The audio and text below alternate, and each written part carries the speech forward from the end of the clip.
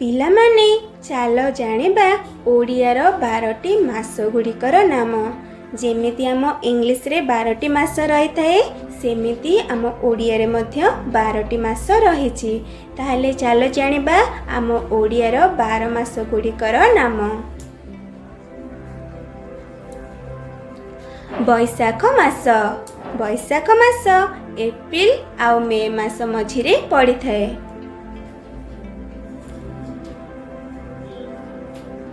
ଜ୍ୟେଷ୍ଠ ମାସ। ଜ୍ୟେଷ୍ଠ ମାସ ମେ ଆଉ ଜୁନ ମାସ ମଝିରେ ପଡ଼ିଥାଏ। ଆଷାଢ଼ ମାସ।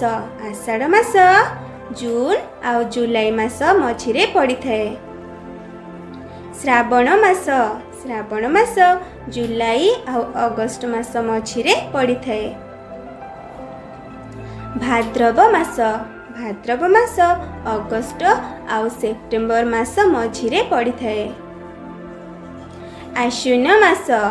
ଆଶ୍ୱିନ ମାସ ସେପ୍ଟେମ୍ବର ଆଉ ଅକ୍ଟୋବର ମାସର ମଝିରେ ପଡ଼ିଥାଏ। କାର୍ତ୍ତିକ ମାସ। କାର୍ତ୍ତିକ ମାସ ଅକ୍ଟୋବର ଆଉ ନଭେମ୍ବର ମାସ ମଝିରେ ପଡ଼ିଥାଏ। ମାର୍ଗଶିର ମାସ। ମାର୍ଗଶିର ମାସ ନଭେମ୍ବର ଓ ଡିସେମ୍ବର ମାସ ମଝିରେ ପଡ଼ିଥାଏ। ପୌଷ ମାସ। ପୌଷ ମାସ ଡିସେମ୍ବର ଆଉ ଜାନୁଆରୀ ମାସ ମଝିରେ ପଡ଼ିଥାଏ। ମାଘ ମାସ। ମାଘ ମାସ ଜାନୁଆରୀ ଆଉ ଫେବୃଆରୀ ମାସ ମଝିରେ ପଡ଼ିଥାଏ। ଫାଲ୍ଗୁନ ବା ଫଗୁଣ ମାସ ଫେବୃଆରୀ ଆଉ ମାର୍ଚ୍ଚ ମାସ ମଝିରେ ପଡ଼ିଥାଏ।